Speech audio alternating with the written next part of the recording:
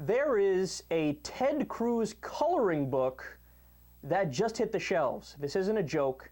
The, quote, Ted Cruz to the Future, trademark, comic coloring activity book is a, quote, non-partisan, fact-driven, I'm sure, view of Texas Senator Rafael Edward Ted Cruz. The company that released this is the same company that did the 9/11 coloring book. There was a big story about this not too long ago where they basically, in the book, smeared all Muslims, made it seem like all Muslims were involved in 9/11, which is absurd. So there was an outcry based on that. But in this book, you will learn many, quote, career establishment politicians are far too out of shape, old, or overweight to even perform such a magnificent feat, is a quote, as standing on the Senate floor and talking for over 21 hours. But not Ted Cruz. He can handle it because he's like Jesus and Reagan. Cruz spoke with, quote, clairvoyant precision about the quickly approaching Obamacare disaster. This is what it says in the fucking coloring book that kids are going to use, that Obamacare is a disaster. It's amazing that this has been created. Ted Cruz is also, according to the book, quote, a passionate fighter for limited government, economic growth, and the Constitution. American history is, quote, replete with official references to the value and invocation of divine guidance, including official Thanksgiving and Christmas holidays, House and Senate chaplains, and the national motto, In God We Trust, the Pledge of Allegiance, and religious paintings in the National Gallery. So hands off those government-sponsored Ten Commandments monuments. This says it all in the coloring book. They're basically saying the U.S. is a Christian nation in a coloring book that they're going to give to toddlers.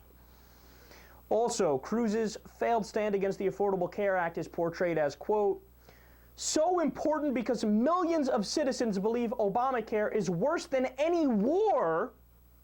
At least American soldiers have weapons with which to defend themselves. Yeah, what a great way to create a coloring book talking about guns. Now, the book also warns children that President Obama and his administration will, quote, use any opportunity to go after the Second Amendment right and other constitutional rights, such as free speech. So make sure you snatch up a copy of this book quickly before Obama bans it.